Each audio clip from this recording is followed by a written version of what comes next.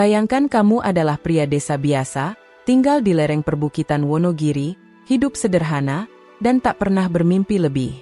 Tapi malam itu, saat hujan turun dan petir mengoyak langit, aku melihat dia. Seorang wanita Arab berdiri basah kuyup di depan masjid kecil di kampungku. Dan dari sanalah segalanya berubah. Kini, aku menjadi suami dari janda paling cantik yang pernah kulihat dalam hidupku. Kami punya 10 anak. Tapi, ada satu rahasia. Karena setiap malam, dia selalu meminta satu hal yang sama. Dan permintaan itu, membuatku nyaris gila. Halo sobat, terima kasih sudah mampir ke channel ini. Sebelum kita mulai ceritanya, saya punya permintaan kecil nih buat kalian. Ingat, kalian jangan subscribe channel ini.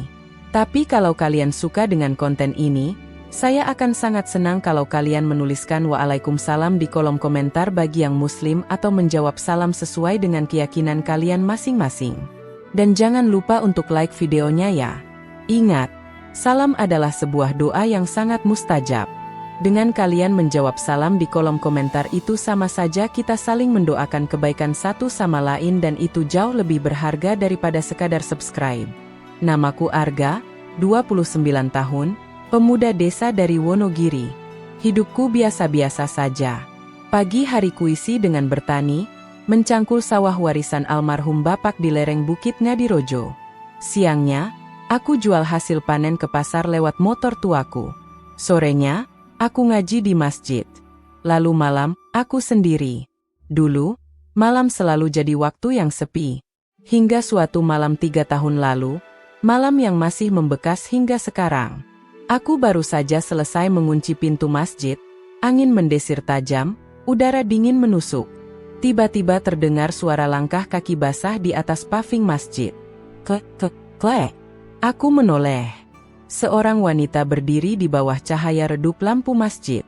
Tubuhnya dibalut abaya hitam basah kuyup. Wajahnya putih bening, dengan mata besar berbingkai bulu lentik.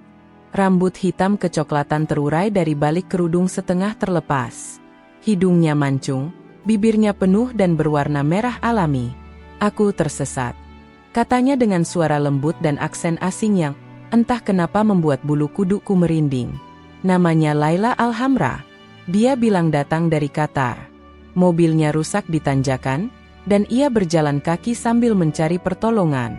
Tentu saja aku menawarkannya tumpangan ke rumahku. Dan dari situlah semuanya dimulai. Laila tinggal di rumahku selama 3 hari. Ia mengaku sedang dalam proses melepaskan diri dari trauma masa lalu, ditinggal mati suami dan dipaksa menikah kembali oleh keluarga bangsawan. Ia butuh ketenangan. Katanya, desa kami membuatnya merasa damai. Hari-hari itu berubah menjadi mimpi bagiku. Setiap pagi, Laila memasakkan nasi dan sup daging kambing untukku. Ia mengenakan gamis tipis warna pastel yang mengembang tertiup angin. Tawanya ringan, matanya seperti menyimpan dunia yang tak pernah kupahami. Pernah suatu sore, ia memanggilku dari dapur. Arga, bisa bantu aku buka tutup botol ini? Aku masuk. Ia berdiri dekat jendela. Matahari sore menembus tirai, membentuk siluet tubuhnya. Tangannya halus menyentuh lenganku saat menyerahkan botol. Saat tanganku menyentuh tangannya, waktu berhenti. Kami saling menatap. Jantungku berpacu. "Kenapa kamu baik sekali padaku?" tanyanya. Aku tak menjawab. Tapi ia mendekat, pelan. Sangat dekat. Dan di detik itu, bibir kami bersentuhan. Malam itu, kami tidur dalam satu ranjang untuk pertama kalinya. Dan malam-malam berikutnya tak pernah lagi sama. 3 bulan kemudian, kami menikah secara sederhana. Setahun kemudian, anak pertama lahir. Lalu anak kedua, ketiga, keempat, sampai kini, 10 anak kami mengisi rumah kecil yang dulu sepi. Kebun makin luas, rezeki mengalir. Tapi malam-malamku tak pernah tenang. Karena setiap malam, Laila selalu meminta satu hal. Peluk aku kuat, lebih kuat lagi sampai aku tidak merasa dingin. Awalnya, aku pikir itu manja biasa. Tapi permintaannya semakin intens. Ia bisa membangunkanku tengah malam, hanya untuk memintaku memeluknya erat selama berjam-jam. Kadang ia gemetar, kadang ia menangis. Bahkan ketika aku kelelahan, ia memelukku erat, seperti takut aku pergi. Hingga malam itu, aku terbangun. Tapi Laila tidak di sisiku. Aku mencari ke seluruh rumah. Sunyi. Lalu kulihat pintu belakang terbuka. Aku keluar. Dan kulihat dia. Laila berdiri di tengah kebun belakang, menatap langit malam tanpa ekspresi. Wajahnya pucat, matanya kosong. Dan di lehernya, ada kalung berukir huruf Arab, menyala samar di bawah cahaya bulan. Saat aku memanggilnya, ia menoleh. Dengan suara yang berbeda, berat, seperti dari dunia lain. Aku butuh kehangatan, karena aku pernah mati kedinginan, sendirian, di gurun. Tubuhku membeku. Apa maksudnya? Apa sebenarnya yang terjadi pada masa lalu Laila? Mengapa setiap malam ia seperti takut ditinggalkan? Dan siapa sebenarnya wanita yang kini menjadi istriku? 3 hari setelah kejadian itu, aku belum berani menanyakan apapun ke Laila. Tapi sejak malam saat dia berdiri di tengah kebun dengan tatapan kosong dan suara asing itu, ada yang berubah.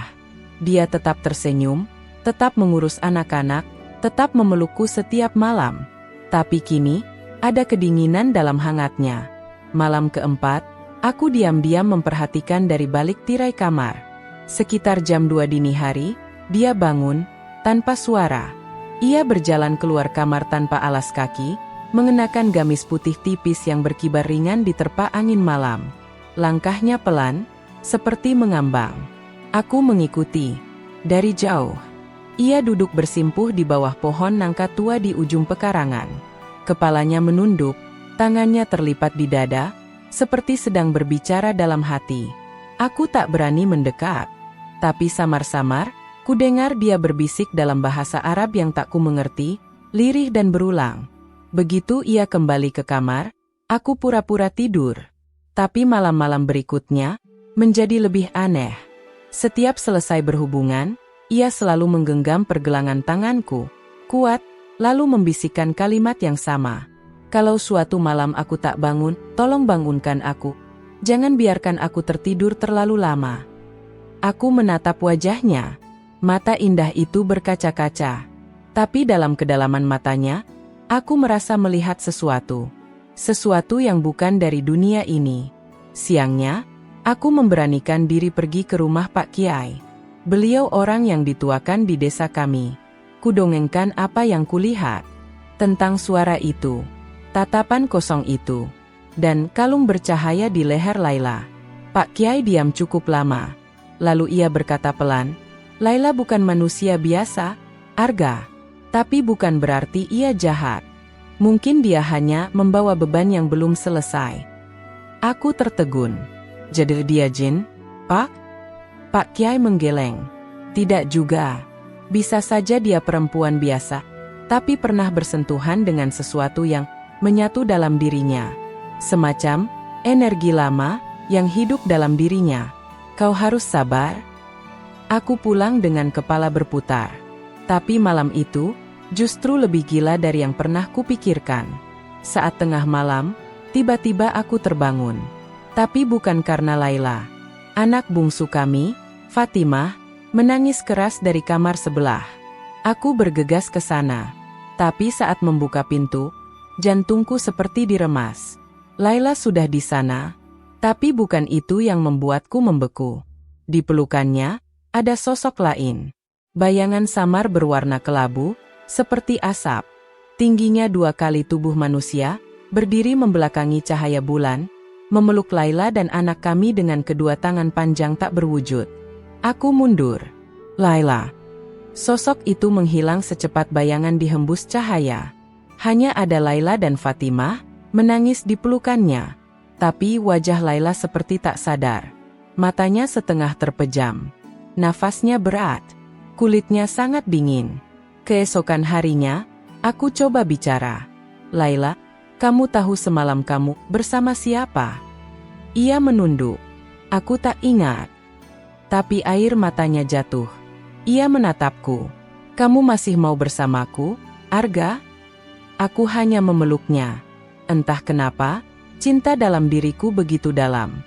Bahkan saat ketakutan menggerogoti batinku, hatiku tetap ingin menjaganya. 2 malam kemudian, semua mencapai puncaknya. Sekitar pukul 3 dini hari, aku terbangun mendengar suara tangisan anak-anak. Mereka semua berdiri di depan kamar, menangis. Ibu kerasukan, teriak anak tertua kami, Yusuf. Aku berlari ke kamar. Laila menggeliat di atas ranjang, tubuhnya melengkung tak wajar, kedua matanya memutih, dan dari mulutnya keluar suara, bukan suara manusia. Jangan ambil dia dariku, aku sudah menunggunya ratusan tahun. Suasana mendadak dingin. Jendela terbuka sendiri. Tirai berkibar liar. Aku memeluk tubuh Laila erat. Laila, aku di sini. Arga di sini. Dengarkan aku. Tubuhnya gemetar hebat. Lalu perlahan, ia menangis. Perlahan ia sadar. Dan, tiba-tiba, dari balik kalungnya, seberkas cahaya merah terang menyala, dan hilang seperti kilat. Laila memelukku erat-erat sambil terisak. Aku tak tahu siapa aku sebenarnya, Arga, tapi selama bersamamu, aku merasa hidup. Dan aku takut kehilangan ini semua, karena kadang aku merasa, aku tak nyata. Aku mencium keningnya. Kamu nyata, Laila. Sangat nyata. Tapi malam itu, aku tak bisa tidur. Karena di luar jendela, samar-samar, ada suara langkah kaki lain. Dan besoknya, aku mendapat sepucuk surat tua dari kantor desa. Surat yang ditemukan di reruntuhan mobil tua di jurang. Surat dari seseorang bernama Laila Alhamra. Dari tahun 1983. Padahal, Laila istriku, baru datang 3 tahun lalu. Aku menatap surat itu berulang kali. Tanganku gemetar. Kertasnya sudah rapuh, kecoklatan, dan sedikit sobek di bagian atas. Tapi tulisan tangannya masih jelas. Untuk siapapun yang menemukan ini, aku Laila Alhamra. Jika kau membaca ini, maka aku telah gagal keluar dari kutukan ini. Jangan percayai siapapun, bahkan diriku sendiri. Kucium bau kertas tua itu, dan entah kenapa, samar-samar tercium aroma yang familiar. Aroma tubuh Laila saat baru bangun tidur, seperti bunga dan tanah basah. Bagaimana mungkin ini ditulis pada tahun 1983? Gumamku. Kupanggil Laila. Ia sedang menyusui si kembar di ruang tengah. Rambutnya tergerai, matanya sayu tapi hangat, dan senyumnya seperti biasa. Laila, suaraku berat. Kau pernah tinggal di Qatar tahun 80-an. Ia mendongak. Wajahnya berubah. Sorot matanya sayu, tapi lebih dalam dari biasanya. Perlahan ia berkata, aku tidak tahu pasti, ingatanku seperti mimpi panjang yang terputus-putus. Aku merasa pernah mati, tapi juga hidup. Aku duduk di hadapannya, memperlihatkan surat itu. Ia memegangnya, dan menitikkan air mata. Itu tulisanku. Tangannya gemetar. Surat itu kutulis, malam sebelum aku mencoba bunuh diri di padang pasir. Saat itu aku kehilangan suami, kehilangan anak, dan dijual oleh keluarga sendiri. Aku menumpang mobil supir asing, dan kami jatuh ke jurang. Tapi, tubuhku tidak ditemukan. Hanya ini, surat ini yang ditemukan. Aku menelan ludah. Lalu kamu sekarang. Laila menunduk. Mungkin aku mati. Mungkin tidak. Tapi saat aku membuka mata lagi, aku ada di sini. Di desa ini. Di depan masjidmu. Hanya itu yang kuingat. Suasana menjadi hening. Anak-anak tertidur satu persatu di tikar ruang tengah. Angin malam menyusup lewat celah jendela. Kukunci pintu. Kuselimuti Laila dan anak-anak. Tapi aku tahu malam ini belum selesai. Sekitar jam 2 dini hari, aku kembali mendengar suara dari dapur. Tapi bukan langkah kaki biasa. Suaranya seperti seret rantai. Aku bangun pelan, mengambil pisau kecil di laci, menuju dapur dengan napas tertahan. Dan di sana, aku melihat Laila berdiri. Tapi bukan Laila yang ku kenal. Wajahnya pucat pasi, rambutnya terurai basah, bajunya compang-camping seperti baru keluar dari pasir. Tangannya memegang rantai perak panjang yang menyala samar. Di hadapannya, ada cermin kecil tua yang kutemukan beberapa minggu lalu saat bersih-bersih gudang. Dan dalam cermin itu, ada bayangan wanita lain. Lebih tua, berkerudung hitam. Wajahnya mirip Laila, tapi matanya merah, dan senyumannya sangat dingin. Sudah waktunya, kembalikan dia padaku. Suara dari cermin itu menggong lirih, bergema. Laila memalingkan wajah. Ia menatapku. Aku tidak mau pergi, Arga. Aku ingin di sini. Aku ingin jadi ibu dari anak-anak, istrimu, meski itu berarti aku melawan takdir. Mataku panas. Aku tak peduli siapa dia. Aku tahu hatiku telah memilih. Aku berjalan mendekat. Tapi cermin itu mulai bergetar. Retakan kecil muncul. Dan suara dari dalamnya makin keras. Kalau dia tidak kembali malam ini, tubuh ini akan hancur. Jiwanya akan tersiksa selamanya. Laila jatuh berlutut. Rantai perak itu terlepas dari tangannya. Aku berlutut di sisinya, memeluknya erat. Kalau kamu memang harus pergi, aku akan ikut bersamamu. Tapi kalau kamu punya pilihan, Laila, tetaplah di sini. Tetap bersamaku. Cermin itu pecah dengan suara keras, menghentak.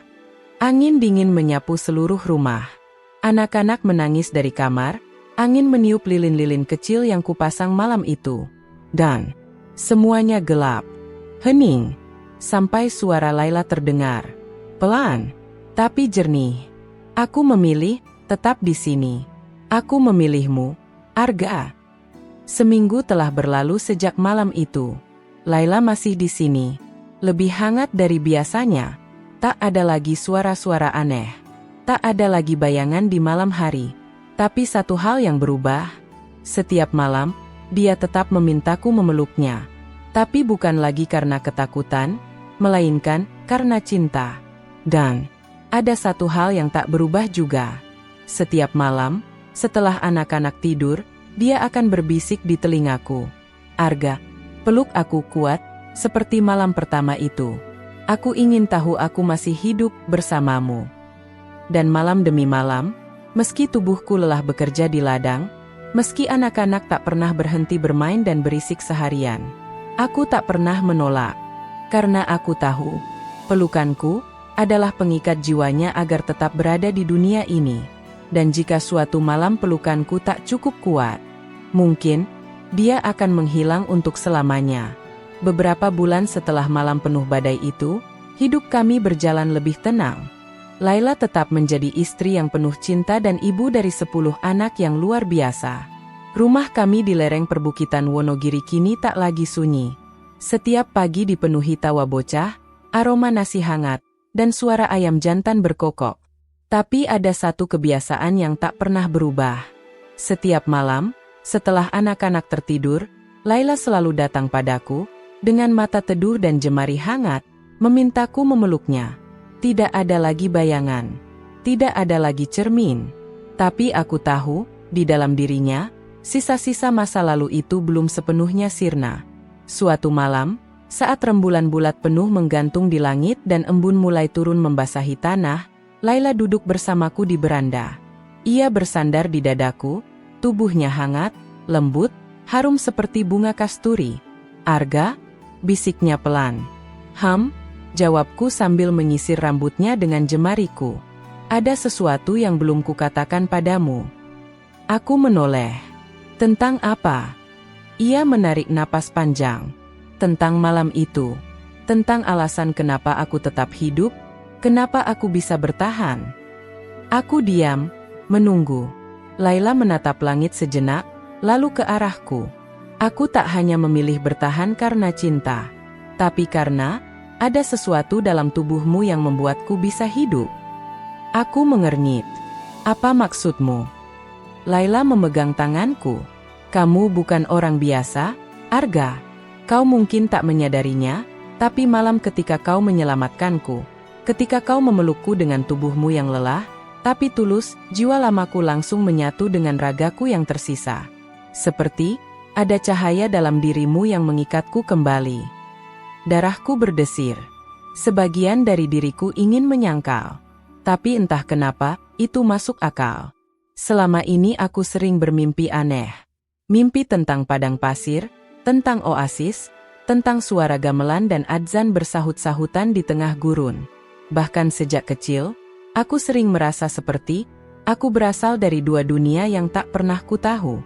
Aku tak mengerti sepenuhnya, Laila. Tapi kalau kau berkata begitu, aku percaya. Laila tersenyum. Karena itu aku minta satu hal. Apa? Ia meraih tanganku, meletakkannya di atas dadanya. Kalau suatu saat aku tidak bangun, bangunkan aku seperti malam itu. Dengan pelukanmu. Dengan keyakinanmu. Karena tubuhku bisa tidur, tapi jiwaku hanya hidup jika kau percaya padaku. Aku menatapnya lama. Membelai pipinya. Kau tak akan pernah sendiri, Laila. Selama aku masih bernapas, aku akan memelukmu setiap malam. Ia memejamkan mata, senyum kecil mengembang di bibirnya. Waktu berlalu. Anak-anak tumbuh. Rumah makin ramai. Beberapa dari mereka mulai menyadari keanehan ibunya. Bahwa Laila seolah tak menua. Bahwa ia selalu tahu saat mereka sakit bahkan sebelum mereka mengeluh. Bahwa ia bisa meredakan tangis hanya dengan menyentuh kening. Yusuf, anak tertua kami, pernah bertanya dengan polos.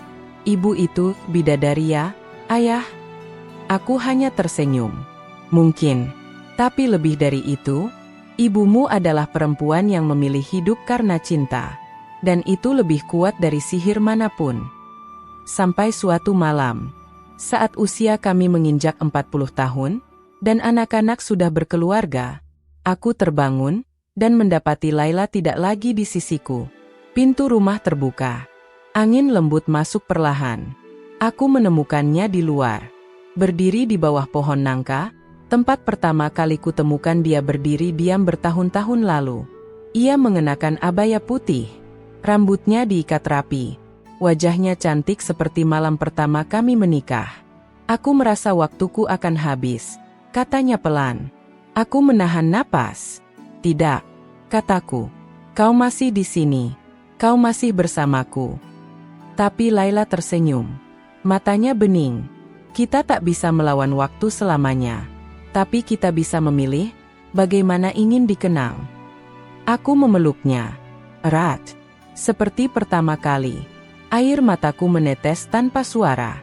Kalau malam ini aku pergi, bisiknya, jangan sedih. Karena aku tidak benar-benar pergi. Aku ada di anak-anak kita. Di angin yang meniup tirai rumah. Di pelukmu saat tidur. Di setiap doa yang kau bisikkan. Dan saat aku membuka mata, ia sudah tak ada.